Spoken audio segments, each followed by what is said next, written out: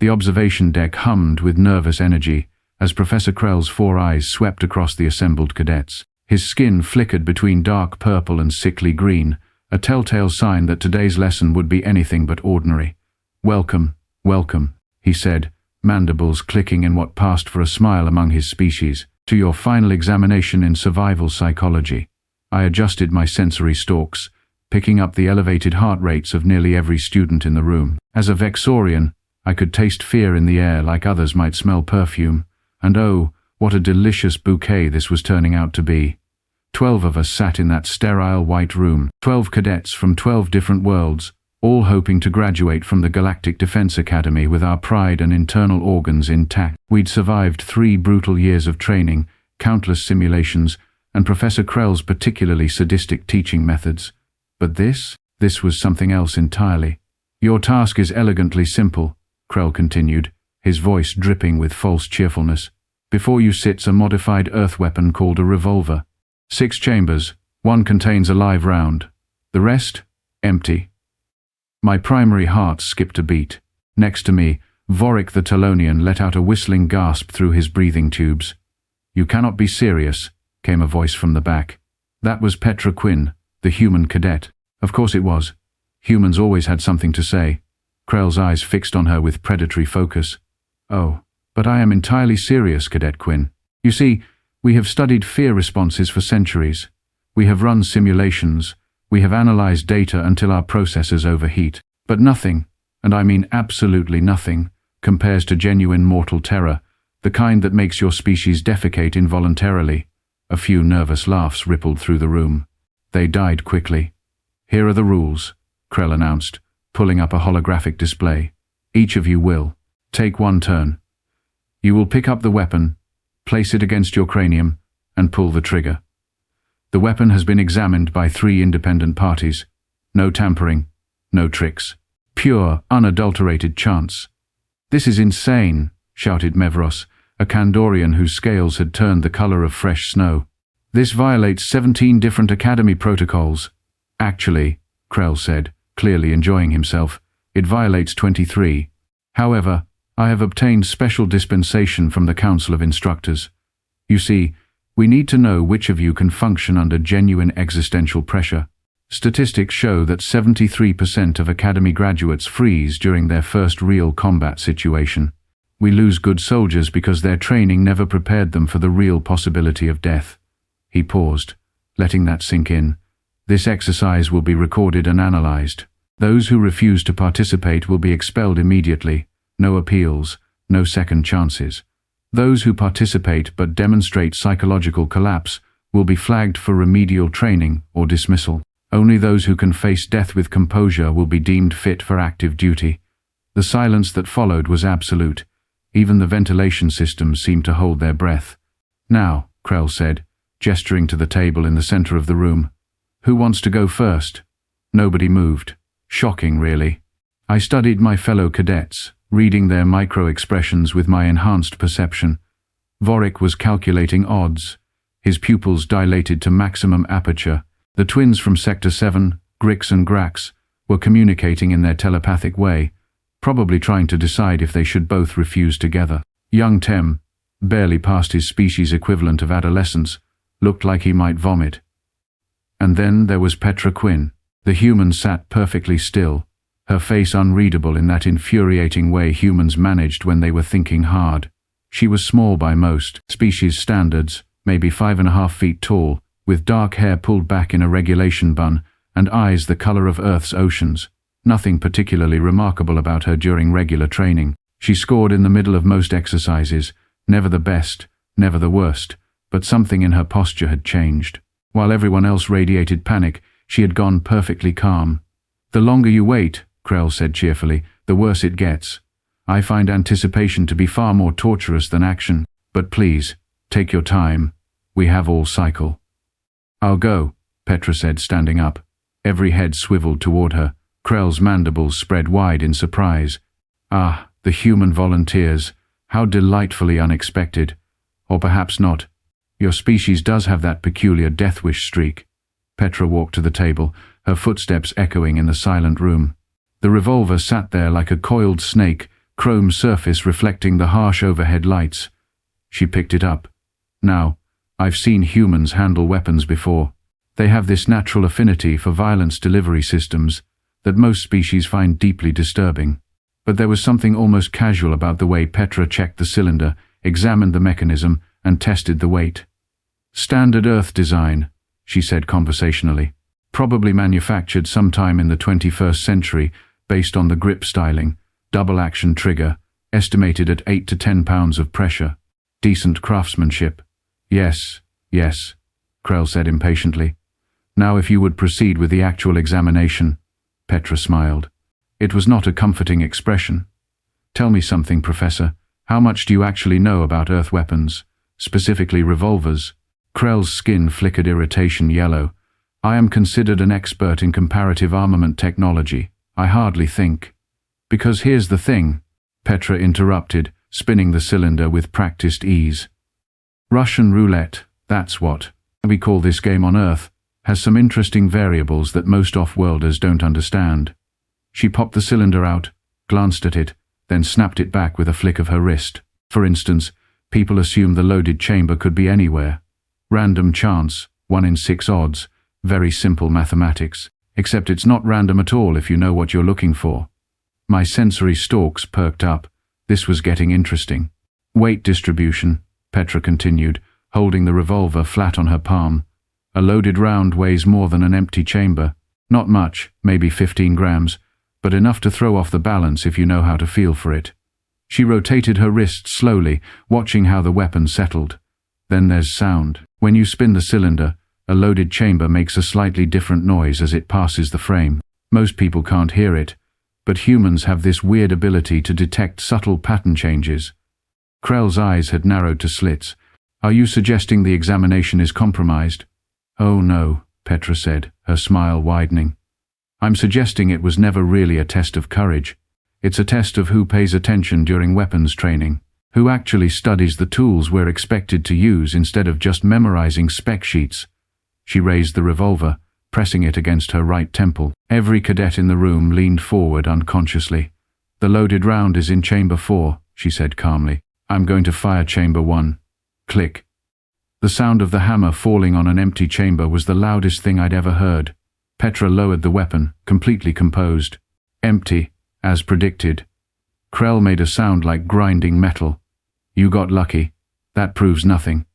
Fine, Petra said. Chamber 2. She raised the weapon again. This time, her hand moved to a different position, adjusting her grip microcentimeters. Click. Also empty. She smiled at Krell. Would you like me to continue, or would you prefer to stop before I embarrass this exercise completely? The professor's skin had gone full red now, the color of rage among his kind. You think you're clever, human? You think you've outsmarted the examination? I think, Petra said carefully, setting the revolver down, that you wanted to see who would freeze and who would act. Well, I acted. I used my training and my species' particular expertise with ballistic weapons to analyze the situation and minimize risk. Isn't that what you're always telling us? That good soldiers don't rely on luck. They create advantages. Krell's mandibles worked silently for several seconds. Around the room I could sense the other cadets relaxing, hope kindling in their various biological equivalents of hearts. You make an interesting point, Krell finally said. His voice had gone very quiet, which was somehow more terrifying than his earlier enthusiasm. However, you have forgotten one crucial detail. What's that? I never said which Earth design we were using. He reached under the table and pulled out a different weapon. This one was larger, cruder looking, with a shorter barrel and different grip. This, he said, is a Nagant M1895. Russian design, ironically appropriate given your mention of the game's name. Very different weight distribution from the American model you just analyzed. The cylinder doesn't swing out, it loads from a gate. And this one has been modified with a scrambler that randomizes chamber rotation each time the cylinder is touched. Petra's expression didn't change, but I saw her jaw tighten microscopically. So, Krell continued, you may have successfully read one weapon. Congratulations on your Earth-centric knowledge. But can you read this one? Can you analyze an unfamiliar system under pressure? Or will you, like so many of your predecessors, Discover that cleverness without adaptability is just another word for dead. He set the Nagant on the table with a heavy thunk. 6 chambers. 2 loaded rounds this time. Because you irritated me. Everyone gets one turn, cannot pass, cannot refuse. We'll see how well your human intuition serves you when the odds are actively trying to kill you. The room temperature seemed to drop several degrees. Vorik raised a tentacle. Professor, this is clearly retaliation for Cadet Quinn's analysis. The parameters have changed specifically to punish. The parameters changed because real combat situations change, Cadet, Krell snapped. Enemies adapt. Situations evolve. What worked yesterday gets you killed tomorrow. This is the lesson. He looked at each of us in turn, his 4 eyes glittering with something that might have been sadistic glee or might have been genuine pedagogical fervor. With Krell, it was impossible to tell. Cadet Quinn, since you're already standing, you may continue. Pick up the weapon. Petra stared at the Nagant for a long moment. I watched her carefully, trying to read what was happening behind those blue eyes. Fear? Resignation? Defiance? She picked up the weapon. This time, there was no casual examination, no confident analysis. The Nagant was clearly unfamiliar to her. She turned it over in her hands, studying the loading gate, the strange cylinder mechanism, the balance. Heavier, she murmured. Forward, weighted. Cylinder gap is different. 30 seconds, Cadet, Krell said, pulling out a timer. Petra closed her eyes. For a moment, she just stood there, breathing. I could see her chest rising and falling with deliberate, measured breaths. Then she opened her eyes and smiled again. But this smile was different. This one had teeth. You know what, Professor? You're absolutely right. I can't read this weapon. Not in 30 seconds, probably not in 30 minutes. I don't have enough experience with this specific model to make an educated assessment. Then you admit defeat? Krell asked. Nope, Petra said. I'm just accepting the parameters, as they actually are. 2 in 6 odds, completely random, 33.3% chance of dying, 66.6% chance of survival. She raised the weapon to her head in one smooth motion. I've survived worse odds. Click. Empty. She handed the weapon to Krell without another word and walked back to her seat. Her hands weren't shaking. Her breathing hadn't changed. If I hadn't been watching her heart rate on my sensory stalks, I would have thought she'd just completed a routine equipment check. The human was either the bravest or most insane person in the room. Possibly both. Cadet Vorik, Krell said, his voice now completely flat. You're next. The Talonian approached the table on unsteady leg appendages. His breathing tubes were whistling with anxiety, and his skin had taken on a greyish hue that suggested imminent biological system failure.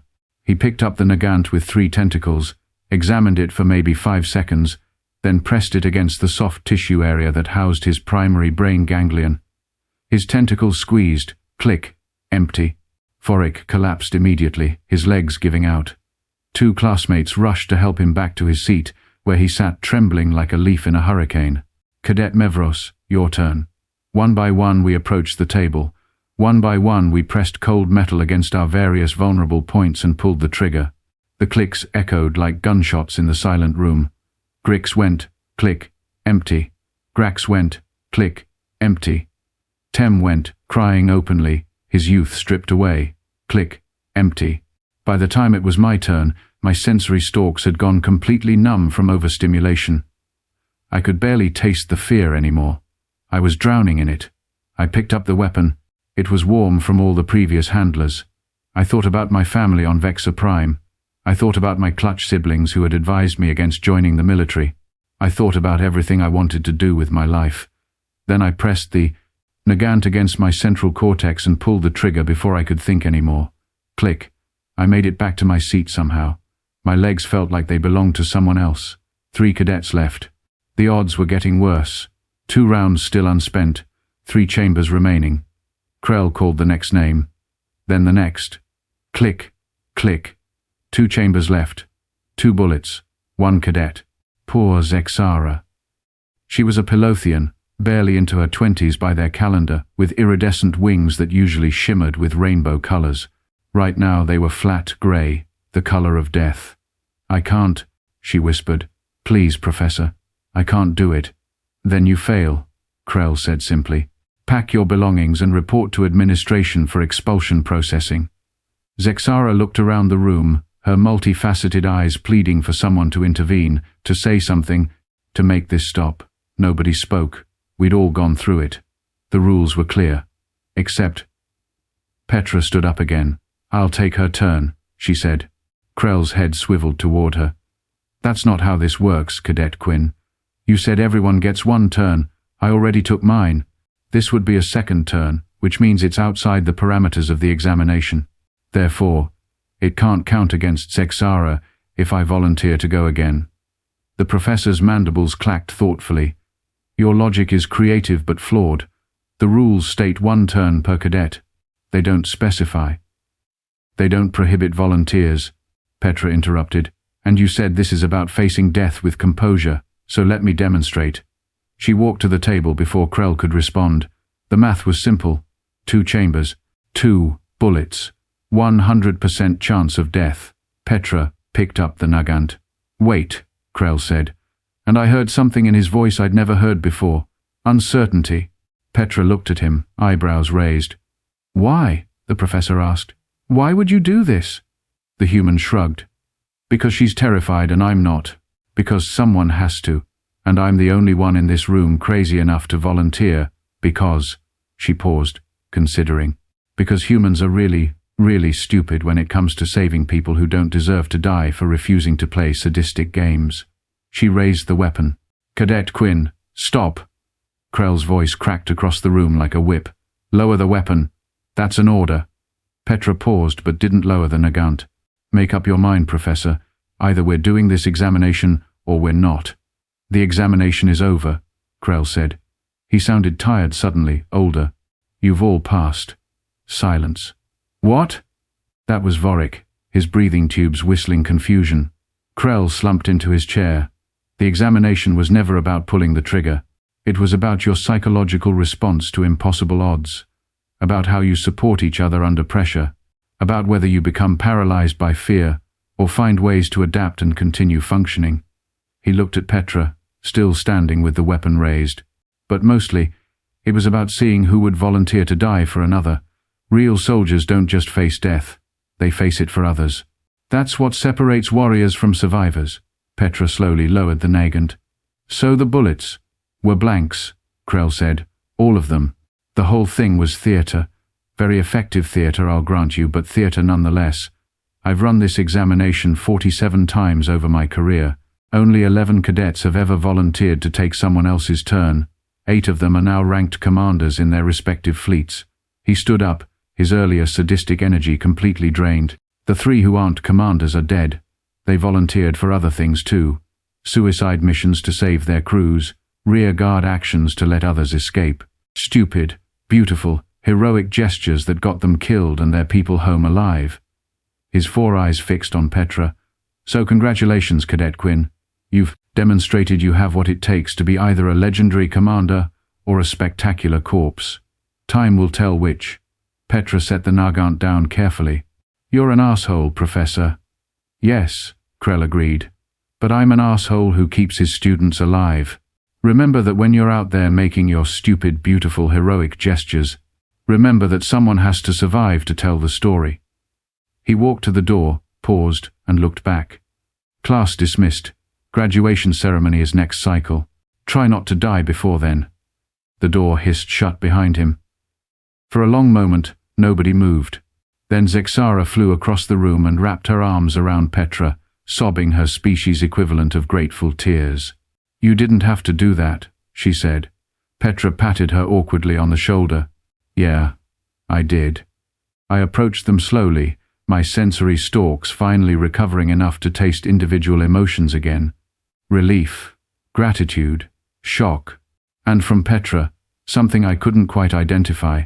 Not pride exactly, not satisfaction. Something quieter and sadder. How did you know they were blanks? I asked. She looked at me, and for just a second, I saw past the composure to something underneath, something that had been genuinely, terrifyingly frightened.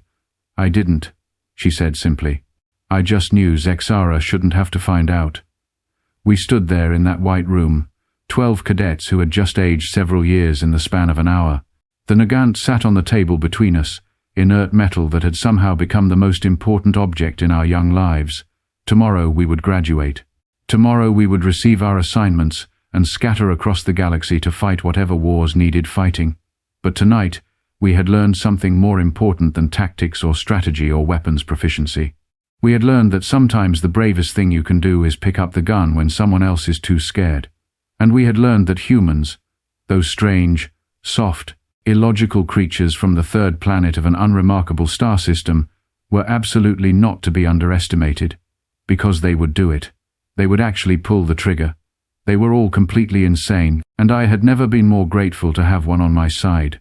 3 months after graduation, I found myself assigned to the GDS Valiant, a mid-tier cruiser patrolling the Outer Rim territories.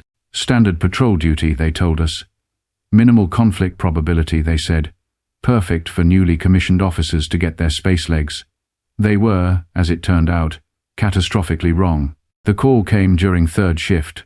I was monitoring communications when the alert chimed across every station simultaneously.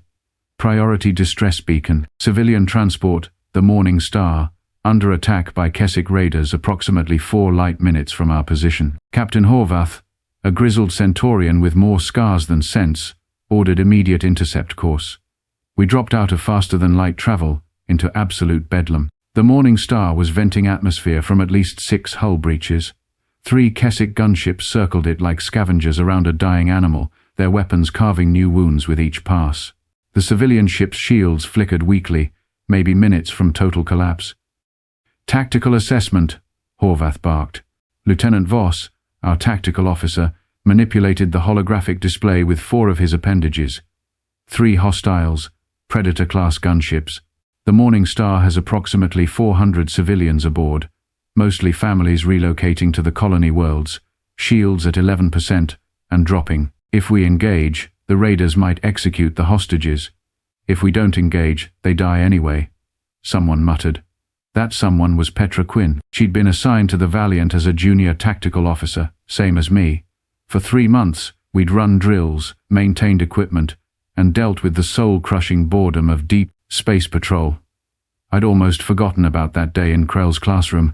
Almost. Cadet Quinn, Horvath said, his voice carrying a warning edge. You have tactical analysis to contribute, or are you practicing your stating the obvious skills? Petra moved to the tactical console, her fingers dancing across the controls. The Keswick are pragmatic raiders. They want cargo and salvage, not corpses. Corpses don't generate ransom payments or slave market revenue. Your point, Horvath growled. They won't kill the hostages unless they think they have no other option. Right now, they're in control. 3 ships against 1 damaged transport. They can take their time, maximize profit. But if we show up, we change the equation, Voss finished, his eyes widening. They know they can't beat a military cruiser in straight combat. So, they threaten to kill the hostages and escape, while we're dealing with the aftermath. Exactly, Petra said. Classic hostage standoff. We need to change the parameters without them realizing we've changed them. Horvath leaned back in his command chair, studying her. I'm listening. The Keswick communicate on predictable encrypted channels. Military standard for raiders. We can crack their encryption in maybe 2 minutes. Once we're inside their communications network, we can send false telemetry making them think additional military vessels are approaching from multiple vectors. Spook them into running, I said, catching on. They abandon the Morning Star to escape the non-existent reinforcements. Partially, Petra said, but here's where it gets interesting. Keswick raiders operate on strict profit margins. They won't abandon a salvage opportunity unless the risk dramatically outweighs the reward. So we need to make one of their ships look damaged. Voss's tentacles froze mid-gesture. You want to hack into their systems and falsify damage reports? Not exactly. Petra pulled up a different display, showing the spatial layout of the engagement zone. Look at their formation. Ship 2 is closest to that debris field from the transport's cargo containers. If we fire a spread of electronic warfare missiles on a trajectory that looks like we're targeting the Morning Star's attackers, but deliberately detonate them near the debris field, the electromagnetic pulse will scramble Ship 2's sensors, Voss said, his voice rising with excitement. They'll temporarily lose tactical awareness. Meanwhile, the debris impacts will register as weapons fire on their hull sensors. Exactly. Ship 2 thinks it's taking damage. Its sensors are compromised, so it can't verify the source. Then we broadcast on their encrypted channel that we've deployed stealth frigates specifically designed to hunt raiders. Ship 2 panics, claims it's under attack by invisible enemies, and the whole formation breaks. Horvath was quiet for several seconds. His primary eyes studied Petra, while his secondary eyes tracked the tactical display. "It's risky," he finally said. "If they see through the deception, they execute the hostages out of spite. Keswick raiders are pragmatic, but they're also vicious when cornered." "All warfare is based on deception," Petra quoted, old Earth military philosopher. "The best plans don't rely on luck, they create the illusion of inevitability." "And if the plan fails?" Petra met his gaze without flinching. "Then we engage directly and pray our guns are faster than their execution squads." The bridge was silent except for the hum of systems and the distant rumble of the Valiant's engines. Every officer present knew what hung in the balance. 400 lives, maybe more if the raiders decided to make an example. "Do it," Horvath said. "But Quinn, if this goes sideways, you'll be scrubbing waste reclamation for the rest of your very short career." "Yes, sir," Petra said, already working the tactical console. "Voss, I need you to handle the encryption breaking. I'll prep the electronic warfare package. I move to assist, pulling up communications protocols. I can manage the false telemetry broadcast once we're into their network." What followed was the most intense 6 minutes of my life. Petra's fingers flew across controls, loading electronic warfare missiles into tubes 3 through 8. Meanwhile, Voss worked the encryption algorithms, his multiple appendages allowing him to process data streams that would have overwhelmed most single consciousness beings. "Encryption cracked," he announced. "We're into their tactical net. Launch electronic warfare spread in 5 seconds, Petra said. Target coordinates locked on the debris field proximate to Ship 2. Broadcasting false reinforcement telemetry," I added, feeding fabricated sensor data into the Keswick communication network, showing 3 additional vessels approaching on attack vectors. "Missiles away," Petra confirmed.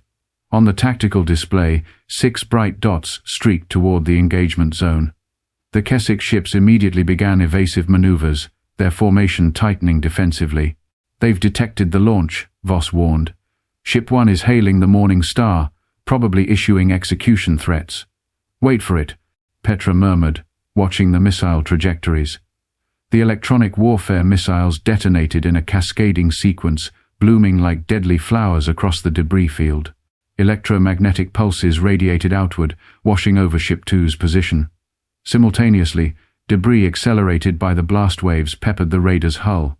Ship 2's communications channel erupted in frantic shouting.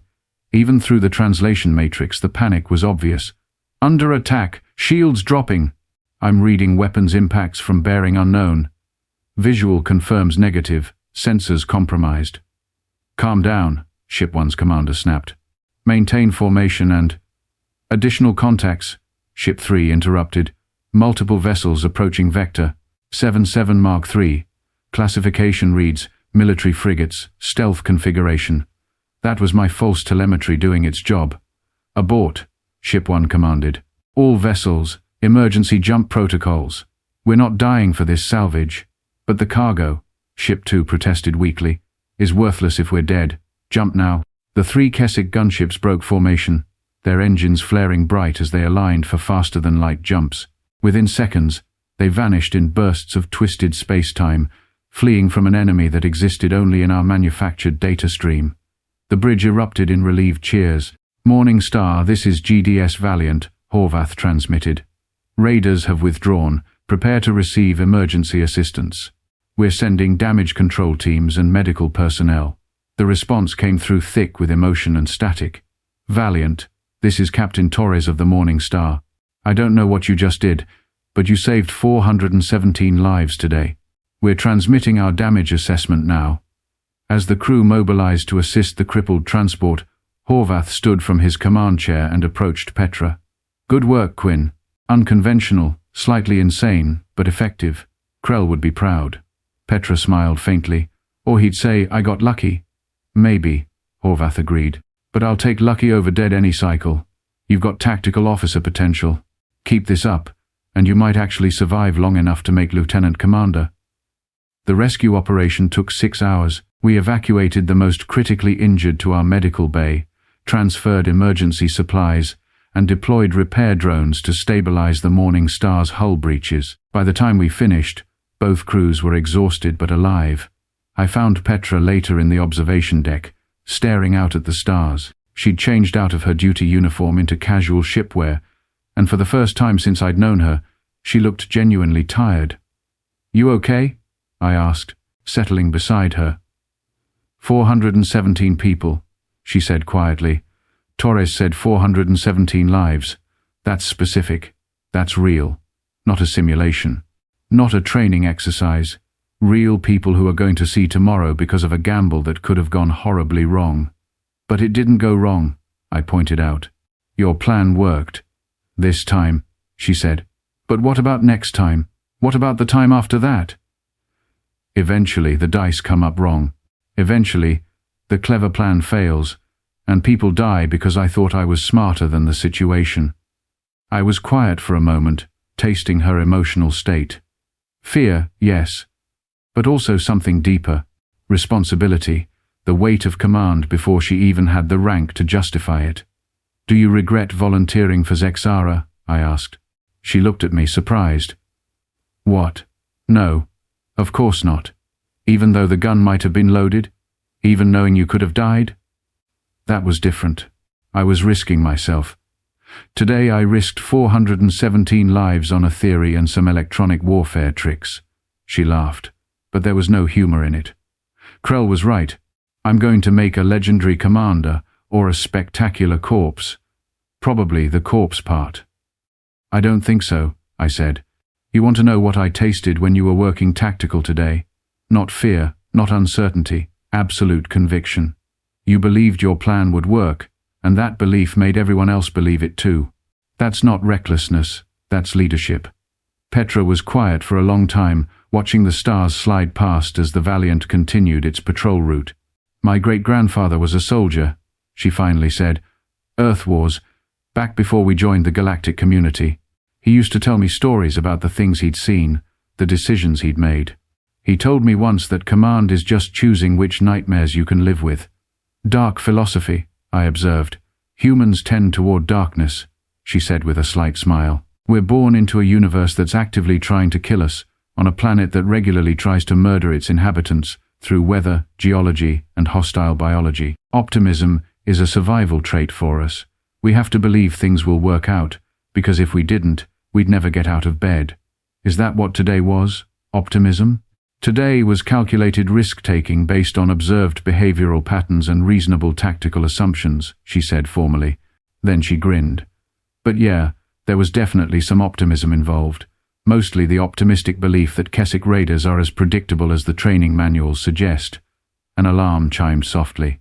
Third shift was ending. In a few hours we'd be back on duty, running more patrols, monitoring more empty space. "Come on," I said, standing up.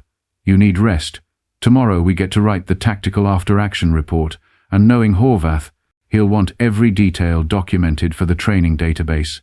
"Joy," Petra muttered, but she followed me out of the observation deck. The corridor outside was quiet, most of the crew either sleeping or focused on their duty stations. We walked in comfortable silence until we reached the junior officer quarters. "Hey," I said as she reached her door. "For what it's worth, I'm glad you're on this ship. I'm glad you were in that classroom. And I'm really glad you're the kind of person who picks up the gun when someone else is too scared." Petra smiled, a real smile this time. "Thanks. I'm glad you can taste emotions, because that means you know I mean it when I say I'm terrified almost constantly and just really good at hiding it." "I know," I said. "We all are. That's what makes it brave." She disappeared into her quarters, and I continued to my own. As I settled into my bunk, I thought about Professor Krell's examination, about volunteers and heroes and the thin line between them. The truth was, we were all playing a version of that game. Every day in military service was a chamber in the cylinder. Most of the time, you survived. You got lucky. The universe decided you were worth keeping around for another cycle. But eventually, everyone's luck ran out. Eventually, The hammer fell on a loaded chamber. The trick, I was beginning to understand, wasn't avoiding that moment. It was making sure that when it came, you were doing something that mattered. Saving someone who needed saving. Protecting something worth protecting. Petra understood that instinctively. It was wired into her human DNA, that stupid, beautiful, heroic impulse to throw yourself between danger and innocence. It was probably going to get her killed someday. But until that day came, I was honored to serve beside her. 3 weeks later, we received new orders. The Valiant was being reassigned to the contested zones, sectors where Keswick raids were intensifying. Command wanted experienced crews who could handle unpredictable situations. Horvath gathered the senior staff in the briefing room. "Ladies, gentlemen and others," he began, "congratulations. We've been selected for significantly more interesting patrols, which means significantly more opportunities to be shot at, boarded or blown up. Questions? Will there be hazard pay? Someone asked. Will there be survivors? Someone else countered. Horvath's expression was grim. That depends on how well you do your jobs. We're heading into territory where the rules are different. Raiders operate openly, pirates have established strongholds, and the local governments are too weak or corrupt to maintain order. He pulled up a star chart showing our new patrol sector. Red markers indicated recent attacks. There were a lot of red markers. Our mission is threefold. 1. Protect civilian shipping. 2. Gather intelligence on raider operations. 3. Survive long enough to file reports that someone back at headquarters might actually read. Nervous laughter rippled through the room. I won't pretend this is safe duty, Horvath continued. Some of you won't make it home. Some of you will see things that will haunt you for the rest of your lives. But this is what we signed up for. This is what the uniform means. He paused, letting that sink in. We depart in 6 hours. Get your affairs in order. Contact your families. Make peace with whatever gods you believe in. Because once we cross into the contested zones, the only thing you can count on is the person standing next to you. The briefing ended. Officers filed out, some quietly, others talking in hushed voices about preparations and worries. I found Petra again in the observation deck. She seemed to spend a lot of time there lately. Thinking about home? I asked. Thinking about statistics, she said. Contested zones have a 40% casualty rate for military vessels over extended deployments. 40%. That means 2 out of every 5 ships that go in don't come back intact. Cheerful math, I observed. Humans are good at math when it involves death, she said. We've had a lot of practice. But yeah, I was thinking about home too. About whether I'll see it again. About whether anyone will remember us if we don't come back. Krell will remember, I said.